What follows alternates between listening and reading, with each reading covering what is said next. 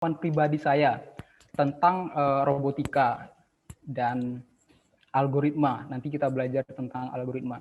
Jadi kita manusia itu punya kemampuan memecahkan masalah atau problem solve. Sementara robot ini sebenarnya kan mesin atau komputer kan, compute.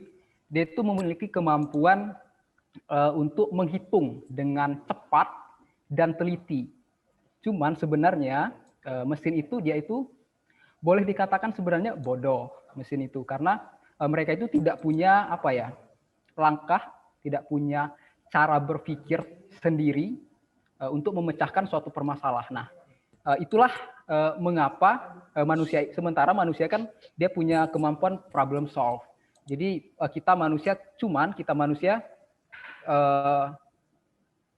bosan, punya keterbatasan dengan kegiatan-kegiatan yang berulang atau menghitung data dalam jumlah banyak. Nah, itulah mengapa ada robot sebenarnya. Seperti yang dijelaskan Pak Indra tadi. Nah, jadi materi saya itu sebenarnya menjembatani antara hardware yang tadi dijelaskan oleh Saudara Aji Arya gitu kan, dengan teman-teman sekalian yang baru mau terjun ke dunia robotik. Nah, jadi menurut pemahaman saya, kita manusia itu punya ide atau gagasan untuk memecahkan masalah. Nah, ide atau gagasan itu kita terjemahkan dalam bentuk langkah-langkah atau step-step. Nah, robot itu kan dia bekerja itu, mesin itu kan bekerja secara terstruktur ya. Jadi itulah yang kita definisikan sebagai algoritma.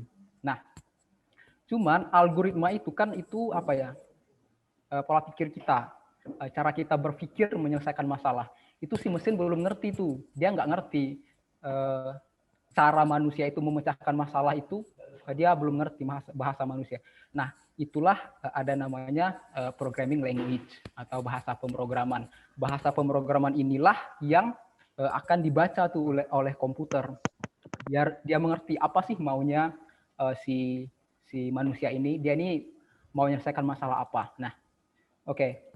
Jadi kurang lebih dua kota ini yang saya coba jelaskan di sini dengan semampu saya supaya lebih mudah dipahami. Oke, next ya. Nah, jadi overview materinya kalau lebih saya akan menjelaskan tentang definisi secara umum algoritma itu apa, terus gimana sih kita menyajikan dari pola pikir kita, dari cara kita menyelesaikan masalah dalam bentuk algoritma. Terus gimana sih penulisan algoritma itu biar terstruktur. Kemudian di akhir saya akan mencoba menjelaskan bagaimana sih menerjemahkan algoritma tadi ke dalam bahasa pemrograman. Nah, karena di sini kita kan levelnya basic ya.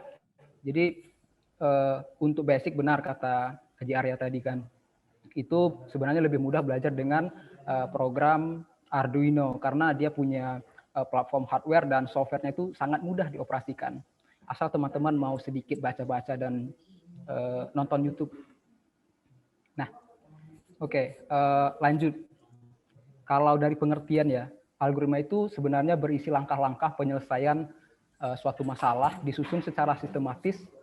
Langkah-langkah tersebut dapat berupa runtutan aksi beruntut atau sequence, kemudian selection atau pemilihan. Jadi kan kalau kita melakukan sesuatu itu ada saatnya kita memilih.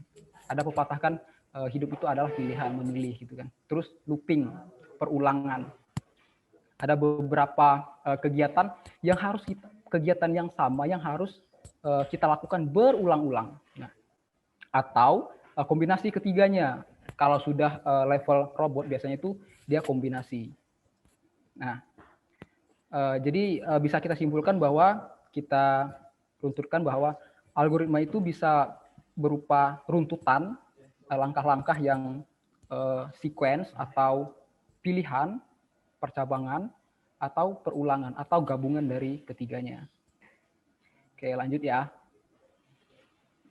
Nah, selanjutnya itu cara penyajian algoritma. Penyajian algoritma itu ada dua sebenarnya secara umum ya, secara umum. Jadi bagaimana sih kalau misal kita mau contoh kecil aja, nanti saya ini kan, kita mau pergi dari kampus, dari rumah pagi-pagi kan ke kampus. Itu kalau kita bikin list gitu kan, apa yang harus saya lakukan untuk ke kampus. Pertama saya bangun, saya mandi, terus saya makan, saya ganti baju, saya pakai motor berangkat ke kampus. Nah kayak gitu. Jadi kan komputer itu kan dia tuh bekerja tuh secara terstruktur kan. Jadi harus kita definisikan tuh.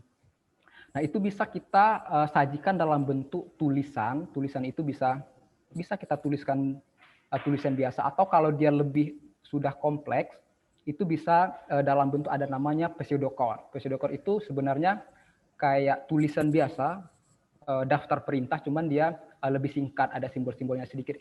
Agak mirip-mirip dengan bahasa pemrograman, cuman dia belum bisa dibaca oleh komputer. Nanti kita lihat bagaimana sih contohnya pseudocode itu. Kemudian flowchart. Nah, kalau flowchart mungkin hampir seluruh peserta di sini itu tahu flowchart, diagram alir itu kan. Kalau belum pernah melakukan menulis karya ilmiah atau penelitian, paling tidak teman-teman bisa melihat flowchart misal di organisasi, misal mau ke rumah sakit, flowchart daftar itu gimana, mau daftar skripsi, mau daftar apa, mau ke bank, mau bikin buku tabungan, flowchart alurnya itu gimana. Nah, itulah flowchart. Jadi biar apa? Biar kita itu gampang, biar kita tahu nanti kita kan mau bikin robot misalkan, atau bikin apa, bikin software, biar kita tahu gimana sih cara kerja robot ini atau cara kerja software ini, alurnya itu. Jadi bisa dengan tulisan atau dengan gambar atau keduanya. Oke, lanjut. Nah, kalau kita lihat dari pengertian secara tulisan itu kita bisa bisa kita bikin dengan struktur English, atau kita bikin seperti saya bilang tadi, kita bikin tulisan daftar perintah untuk menggambarkan apa sih langkah-langkah yang harus dilakukan. Kurang lebih robot itu bekerja seperti itu. Jadi dia akan membaca satu persatu tugas-tugasnya itu secara runtun. Nah, sementara pseudocode itu mirip dengan instruksi kode program, cuman dia itu belum memenuhi syarat dan ketentuan salah satu bahasa pemrograman. Bisa mirip-mirip. Misal kita mau bikin robot dengan bahasa pemrograman Arduino. Bahasa pemrograman Arduino mirip-mirip dengan C. Nah, jadi kita nulis pseudocode-nya kayak C. Nanti biar lebih jelasnya di contohnya nanti. Nah, ini contohnya. Yang sangat sederhana. Saya kira teman-teman semuanya pasti bisa memahami.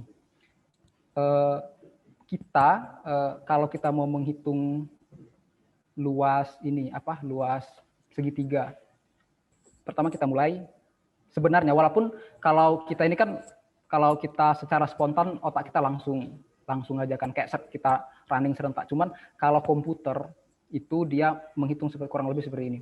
Dia mulai programnya, terus dia akan baca variabelnya alas dan tinggi, kemudian dia akan menghitung rumusnya, karena rumus luas itu sama dengan luas segitiga itu kan alas kali tinggi kali setengah alas kali tinggi kan. Kemudian hasilnya akan ditampilkan, berhenti programnya.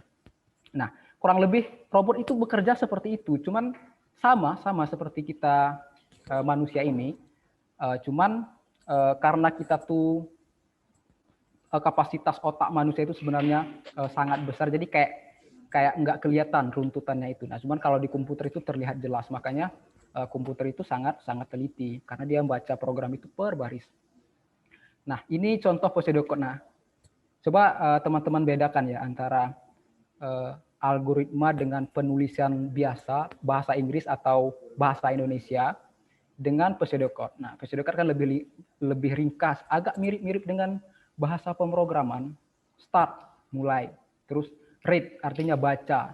Baca alas dan tinggi. Alas, tinggi. Itu namanya pembacaan variabel. Kemudian langsung kita ke proses.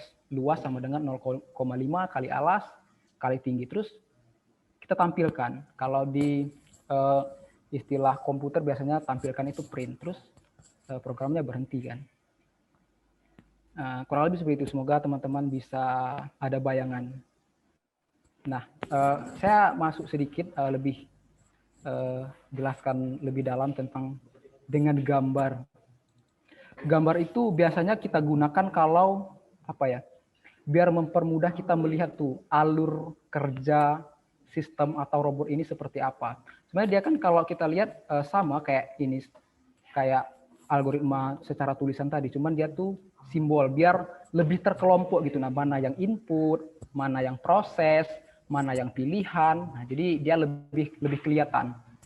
Kalau di rumah-rumah sakit, di kantor-kantor biasanya pasti teman-teman sering melihat nih simbol-simbol ini. Nah, bisa dilihat lambang mulai, terus alir datanya, terus input output, terus proses, kotak, terus percabangan ini, percabangan, terus pembelian nilai awal variabel, atau kita punya apa ya, punya perintah lain, daftar perintahnya yang kita masukkan ke perintah yang ini. Jadi kayak ada dua algoritma yang berhubungan kayak itu. Oke. Nah, ini kalau teman-teman mau lihat, kita materinya yang ringan-ringan aja. Cuman saya harap dari sini teman-teman bisa tahu bagaimana cara robot itu bekerja. Dan kita semua orang itu punya algoritma, dan kita punya, setiap kita menyelesaikan masalah itu pasti kita punya cara berpikir yang berbeda-beda, cara algoritmanya, cara kita memecahkannya. Nah, jadi saya rangkum tadi bagaimana kita menghitung luas segitiga. Jadi saya bedakan dengan struktur Indonesia, terus dengan pseudocode, terus yang merah itu dengan flowchart. Jadi bisa teman-teman lihat kan bedanya. Dengan struktur Indonesia itu masih bisa kalau apa ya, algoritmanya itu atau masalah yang akan kita pecahkan itu dia itu lebih simple, lebih pendek. Nah, cuman kalau misal masalahnya sudah kompleks, nah itu kan nggak bisa lagi kita tulis dengan bahasa manusia yang kita tuliskan dengan jelas karena bakal sangat banyak dan akan berantakan. Itu lebih baik dengan pseudocode karena lebih mudah nanti kalau kita mau menerjemahkannya ke bahasa pemrograman. Oke, dengan flowchart gitu kan, lihat pertama mulai. Nah, ini yang saya maksud tadi, dia lebih terkelompok. Ini tadi kan lambang input output yang jajar genjang, jadi rate, alas, koma, tinggi. Jadi kita pas kita bikin program itu lebih apa ya, lebih mudah. Oh, saya punya variabel yang harus didefinisikan itu alas dan tinggi. Kalau teman-teman dari TI, elektro, mesin, fisika, statistik mungkin itu biasanya sudah agak terbiasa dengan apa? Dengan istilah-istilah seperti ini. Nah, cuman maksud saya teman-teman dari pertanian, teman-teman dari apa? Kesehatan misal, itu sama-sama memiliki potensi untuk apa ya? Untuk membuat software robot. Karena kita punya cara berpikir kita masing-masing. Tinggal bagaimana teman-teman bisa menerjemahkan ide yang ada dalam kepala teman-teman itu dengan struktur yang jelas agar bisa dibaca oleh robot. Oke. Nah, pemrograman dan apa algoritma dan bagaimana cara menyajikannya itu kurang lebih seperti itu. Apapun, cuman ini kan contohnya yang sederhana. Jadi biar teman-teman nanti apa ya lebih memahami itu sebenarnya memang bagusnya itu latihan. Bikin dulu proyek-proyek kecil-kecilan gitu kan untuk bikin robot misal menghidupkan LED atau menggerakkan motor. Coba didefinisikan algoritmanya gimana, terus pseudocode-nya gimana, terus diagram alirnya gimana. Latihan. Learning by doing. Nah, karena tadi materi saya diminta ini apa algoritma dan pemrograman dasar robotika. Jadi karena dasar memang bagusnya dan kebanyakan dan karena mudah itu kita menggunakan Arduino. Tadi kan sudah dijelaskan tuh sama bintang tamu yang kedua, Aji Arya. Arduino itu apa gitu kan. Arduino itu microcontroller. Nah, terus bagaimana kita apa ya? Biar tadi algoritma yang sudah kita susun itu membaca apa? Menghitung luas segitiga tadi itu bisa dibaca oleh microcontroller, dalam hal ini Arduino. Nah, jadi Arduino itu dia tuh menggunakan bahasa C sebenarnya, cuman dia tuh apa lebih dikhususkan, ada sudah diaturnya kalau kita mau perintahnya sekali running dia di sini tempatnya, kalau perintahnya berulang dia di sini, dan dia dibikinkan fungsi-fungsi yang mempermudah kita untuk memprogram microcontroller kayak gitu. Oke, lanjut. Nah, saya sedikit sedikit teknis. Minimal teman-teman nanti mengenal bagaimana struktur program Arduino. Cuman kalau teman-teman mau nantinya dan sangat berniat mau belajar lebih dalam, itu banyak sekali sebenarnya tutorial, baik itu bahasa Indonesia, bahasa Inggris, apalagi tentang pemrograman Arduino. Yang penting teman-teman dapatkan dulu tuh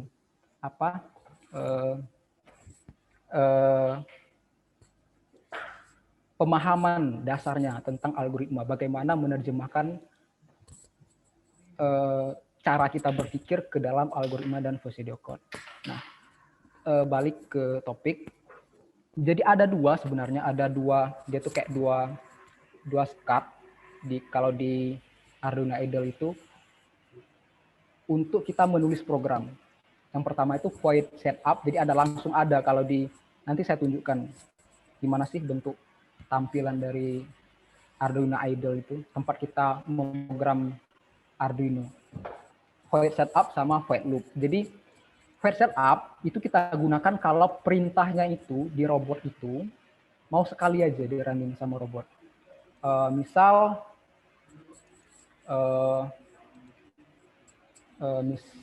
Misal tadi kan di Arduino ada pin-pin ya, ada beberapa pin. Misal kita mau pin ke-8 di Arduino ini itu dipakai untuk sensor inframerah, misal infrared. Udah, itu kan sekali aja.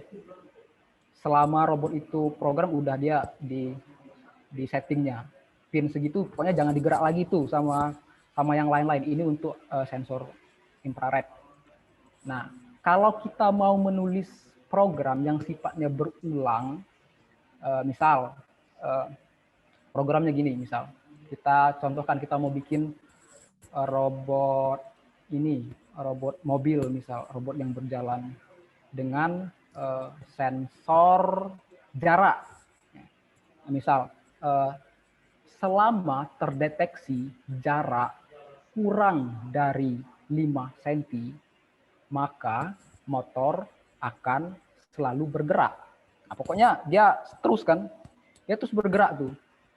Jadi selama masih ada objek yang terdeteksi yang jaraknya kurang dari yang kita tentukan, itu bakal bergerak terus tuh motor. Itu biasanya di void loop nulisnya. Kurang lebih seperti itu bedanya dua ini. Biar lebih paham nanti teman-teman latihan langsung bagusnya. Nah, terus kita masukkan ke sintaks. Sintaks itu kan sintaks itu bahasa pemrogramannya. Maksudnya perintah-perintahnya yang sudah mengikuti aturan bahasa pemrograman. Jadi di setiap bahasa pemrograman itu yang membedakannya itu sebenarnya aturannya. Nah, kalau kita sudah paham dengan algoritma, bagaimana kita menulis algoritma, bagaimana kita menerjemahkan ide kita ke dalam algoritma, itu mudah-mudahan teman-teman nggak akan terlalu kesulitan. Misal akan mau menulis suatu algoritma atau suatu perintah dengan berbagai bahasa pemrograman. Cuman teman-teman harus ada searching sedikit gimana sih aturan, misal di C, terus bagaimana sih di Python, bagaimana sih di Java, misal bagaimana sih aturan nulisnya. Cuman kayak gitu. Cuman yang penting itu pemahaman dasarnya. Untuk skill programming itu memang harus latihan. Jadi makanya kalau teman-teman TI itu dia bakal lebih mudah karena dia memang setiap hari akan berkutat dengan kode-kode sintaks itu. Biasanya yang banyak dengan Java. Jadi dia akan lebih familiar. Cuman teman-teman dari pertanian juga kalau sudah dapat pemahaman dasarnya tentang algoritma itu tidak akan terlalu susah. Cuman setiap kali nulis kalau pindah, kalau tidak terbiasa, kalau saya sendiri biasanya agak searching dikit. Oh, kalau di Python itu nulis untuk perulangan seperti ini, untuk pengkondisian seperti ini, untuk mendefinisikan variabel oh seperti ini kayak gitu. Cuman kita udah tahu algoritmanya seperti ini. Gitu. Lanjut ya. Nah, saya jelaskan sedikit. Nah, ada single line comment kalau di ini itu di program Arduino itu bisa kita bikin untuk menulis keterangan programnya. Misal kita tulis suatu fungsi, misal kita definisikan variabel integer a sama dengan 2. Nah, terus kita bikin tuh keterangan A ini tadi apa? Misal A ini sebenarnya adalah nilai alas segitiga misalnya. Jadi kita bikin tuh kayak gini. Ini kalau kita bikin double kita bikin tanda seperti ini single line comment itu dia nggak akan dibaca, nggak akan dieksekusi oleh microcontroller. Nah, lanjut kalau misal keterangannya itu banyak, itu bisa dibikin seperti ini. Itu untuk pengenalan selintas saja. Oke. Nah, terus, ini yang yang penting, sangat penting, kurung kurawal. Kurung kurawal itu setiap fungsi, setiap perintah yang kita kelompokkan dalam suatu perintah yang sama. Misal luas segitiga tadi kan, luas segitiga itu. Luas segitiga sama dengan luas setengah alas kali tinggi. Nah, setengah alas kali tingginya itu kita harus masukkan tuh di dalam 2 kurung kurawal. Kalau di Arduino seperti itu.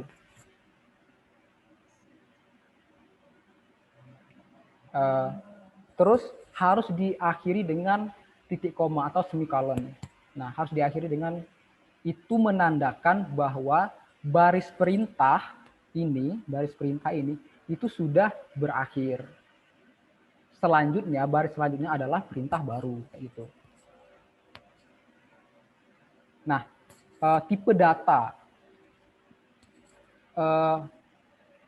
Gimana ya? Tipe data itu sangat penting dalam pemrograman karena semua variabel, kalau anak matematika kita belajar SMA kan pernah tuh belajar variabel kan.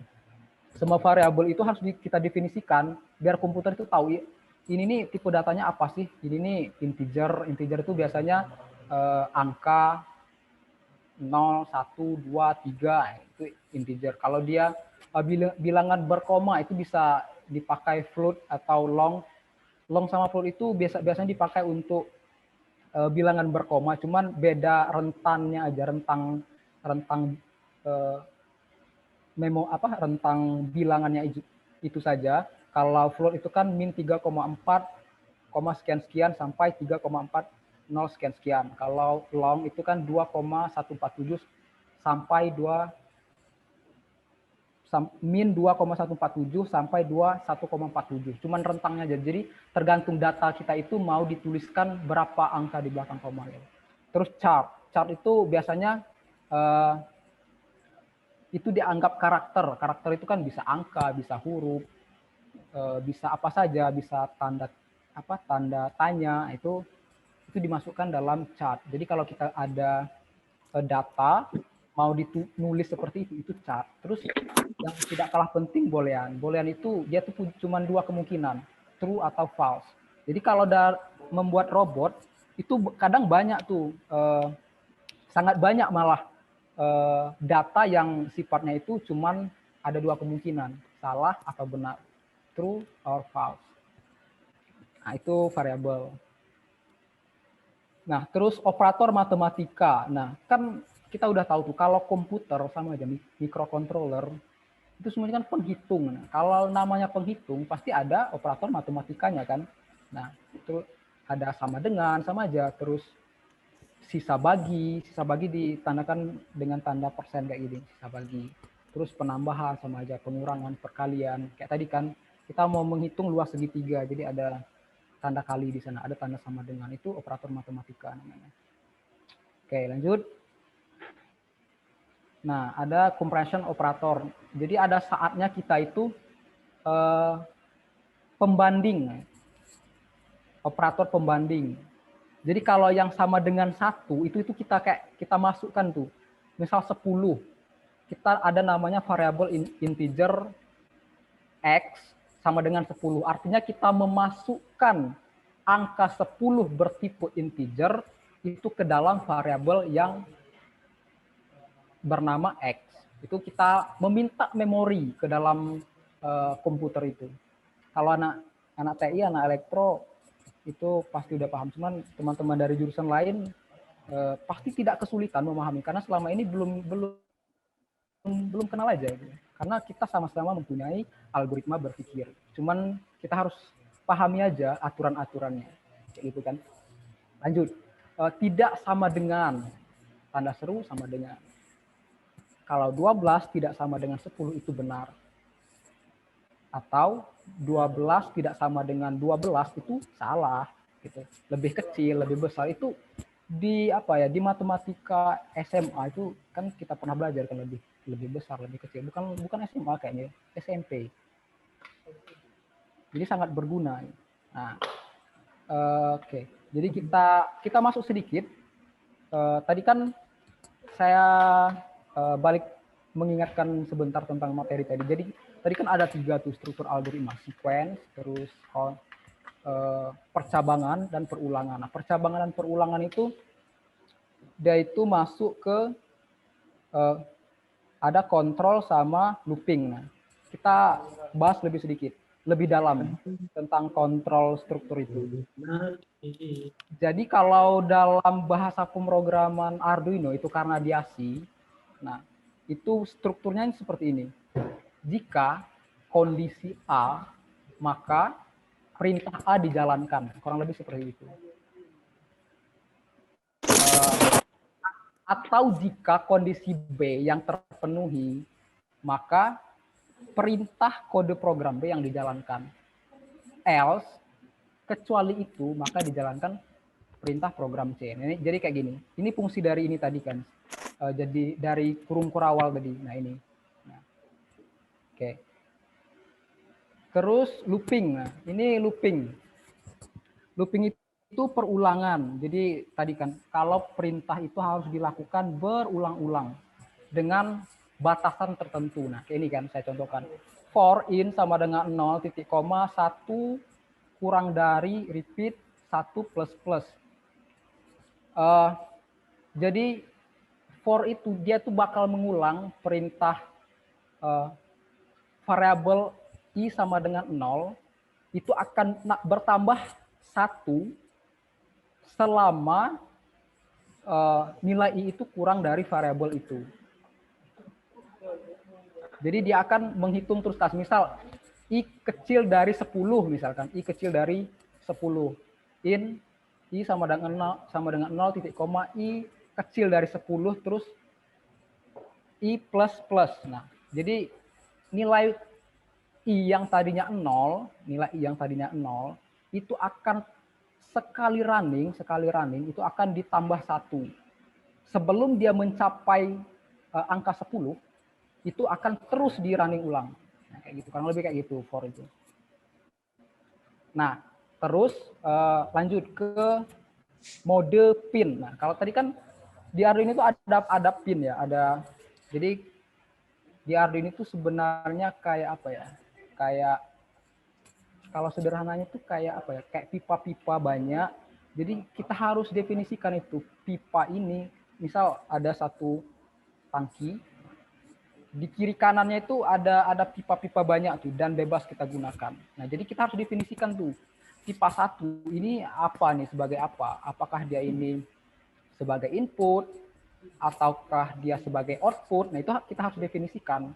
Karena tadi kan komputer itu kan bekerjanya itu dia itu sesuai perintah kita. Dia harus didefinisikan semua. Jadi kalau nggak definisikan dia nggak tahu. Tiba-tiba masuk aja gitu kan.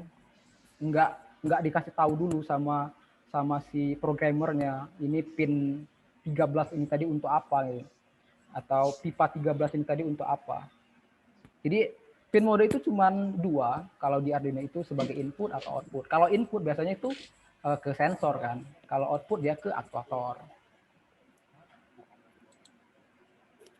Terus ada namanya pin digital dan analog. Nah, tadi sudah disinggung sedikit tuh sama Aji Arya. Ada data analog sama data digital. Agak bahasa elektro sedikit. Kalau digital itu biasanya dia cuma ada kemungkinan benar atau salah, kayak boolean tadi kan, benar atau salah. Kalau benar biasanya rentang itu nilainya itu tegangannya itu 5, atau kalau bahasa booleannya 1 high. Kalau dia low itu dia 0. Jadi pin digital. Jadi nanti kita definisikan tuh suatu pin ini dia ini apa, sebagai data digital atau data analog nih. Terus analog. Nah, analog itu kan ya datanya analog tuh bisa kemungkinan. Jadi analog itu kan dia tuh punya nilai. Punya nilai di setiap apa ya? Di misal data waktu ya, kita agak coba bayangkan. Kalau digital kan dia high low. Benar, salah. Jadi cuma itu 2 kemungkinan. Kalau analog dia itu bisa 0 sampai 10, itu dia tuh selalu punya nilai itu. 0,001 deh. Dia punya nilai kan di rentang antara 0 sampai 10 itu. Nah, itu analog. Biasanya itu untuk sensor, untuk baca-baca sensor tuh banyak sekali membacanya itu data analog. Nah, ini mungkin apa ya? Puncak dari materi ini. Jadi algoritma dan pemrograman Arduino. Jadi saya contohkan tadi dari struktur Indonesianya, algoritmanya, terus pseudocode-nya. Nah, ini nomornya salah nih. Pseudocode-nya, terus ini flowchart-nya, terus ini. Nah, ini bentuk dari ini. Bentuk dari Arduino Idle. Nanti saya share screen juga bentuk nyata dari Arduino Idle-nya. Ini cuma screenshot kan. Nah, jadi tadi kan kalau dalam struktur Indonesianya kan kita start, baca data alas, terus luas adalah alas kali tinggi kali 0,5 atau setengah alas kali tinggi. Terus di pseudocode saya ulangi lagi, start, read alas, koma tinggi, luas sama dengan 0,5 kali alas kali tinggi, terus print luas, stop. Nah, di flowchart kayak gini kan. Ada start, terus ada kelompok data yang dibaca, ada proses, ada output, print luas. Nah, ini stop seharusnya. Sorry. Nah, jadi kan ini pseudocode sama program. Nah, ini beda kan? Beda. Cuman dia mirip-mirip gitu kan? Mirip-mirip. Jadi kan kalau Arduino itu, kalau bahasa pemrogram itu harus kita definisikan tipe data tadi. Tipe data alas itu adalah integer. Nilainya 6. Terus tinggi itu sama dengan 8. Tipe datanya tuh float karena dia bakal bilangannya nanti berkoma. Terus ini serial begin ini sebenarnya untuk memanggil perintah untuk menampilkan layar COM5 ini. Nah, terus kita proses. Nah, ini proses nih. Luas sama dengan 0,5 kali alas kali tinggi. Jangan lupa diakhiri dengan titik koma. Terus void loop. Jadi akan diulang terus sama program ini. Ini saya bikin seperti ini biar teman-teman lihat tuh contohnya penggunaan void loop dan setup. Jadi karena kita cuma sekali aja, dia di sini void loop-nya itu karena nilainya ini cuma 1 gitu kan. Jadi nggak usah dihitung terus-menerus, kecuali nilai alas dan tingginya itu mau kita rubah-rubah, boleh kita masukkan di void loop. Nah, jadi void loop-nya pokoknya akan dipanggil terus tuh variabel luas ini yang sudah dihitung sekali di setup. Jadi makanya dia nih berurutan sampai ke bawah yang nilainya sama. Kayak gitu. Oke, kalau materi ininya sudah, mungkin saya tunjukkan sih bentuk dari software Arduino Idol. Ini layar saya masuk kan? Masuk Bang. Ya. Nah bagi teman-teman yang ini ya, yang bukan jurusan elektro atau TI itu mungkin agak asing dengan ini. Nah, jadi bentuknya kayak gini. Jadi sangat mudah ini kalau kita mau bikin project baru, ya gitu kan. Nah, dia sudah tersedia tuh. Nih. Nah, ini file setup. Jadi kalau perintah-perintah yang sifatnya bentuknya cuma sekali running, dia di sini aja. Terus kalau dia berulang-ulang perintahnya, ya kita tulis di sini. Gitu kan. Terus ada beberapa banyak menu-menu. Jadi saya jelaskan yang ini aja, yang sangat-sangat sangat-sangat yang perlu diketahui. Nah, jadi kita kan Arduino itu belum dijelaskan. Arduino itu sebenarnya banyak sih, banyak tipenya. Kalau di sini ada Uno, ada Nano, ya kan, ada Mega. Nah, jadi harus kita definisikan. Kita ini bikin robotnya ini harus definisikan, harus kita pakai Arduino jenis apa, gitu. Karena bakal beda. Terus ini portnya itu harus kita klik. Saya nggak terhubung ke Arduino, jadi nggak kelihatan di sini. Jadi harus diklik. Kita memakai port berapa? Biasanya kalau cuma satu Arduino yang kita colokkan ke port data kita, maka cuma satu. Kalau banyak ada dua, kita harus pilih tuh yang mana sih yang mau kita uploadkan, kayak gitu. Nah, jadi kurang lebih pengenalannya kayak gitu. Terus saya mau kasih lihat ada yang namanya software. Nah, ini selain elektro kayaknya asing nih sama software ini. Kalau elektro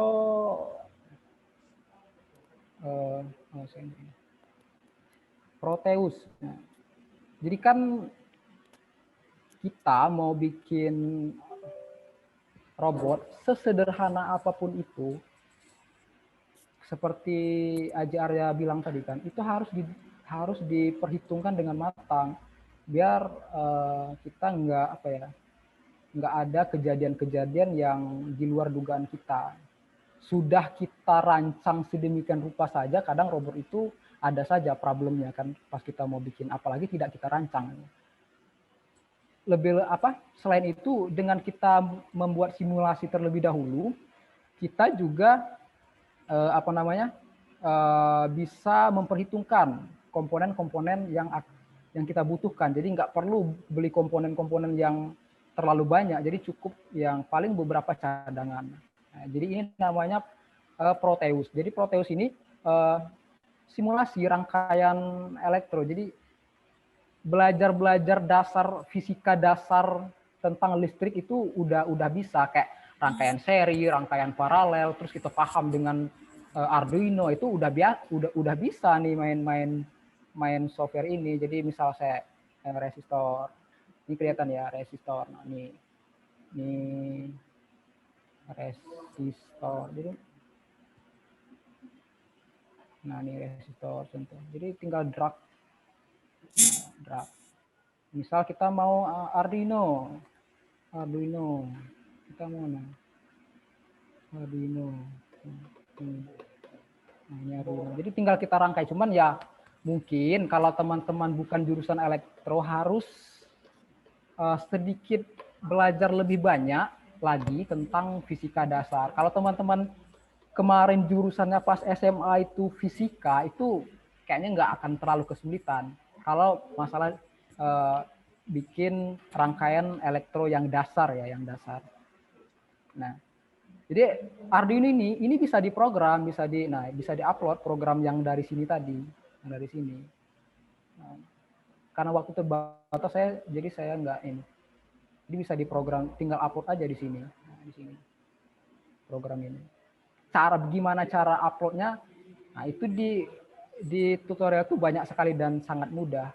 Bagaimana cara mengupload file program Arduino Idle ke Arduino di Proteus. Nah, itu banyak, sangat banyak. Yang penting itu, kalau dari saya tekankan, kalau mau memang benar mau belajar robot, teman-teman semuanya sama, punya modal yaitu logika berpikir, logika algoritma. Jadi yang teman-teman harus lakukan sekarang adalah melatih bagaimana caranya biar cara berpikirnya itu lebih mudah diterjemahkan ke algoritma dan memahami aturan-aturan dalam suatu bahasa pemrograman dan memahami dasar rangkaian listrik, nah, kayak gitu. Memahami dasar-dasarnya aja nanti sambil jalan juga bakal terbiasa asal teman-teman serius. Nah, Oke. Jadi kayaknya saya udah lumayan banyak cuap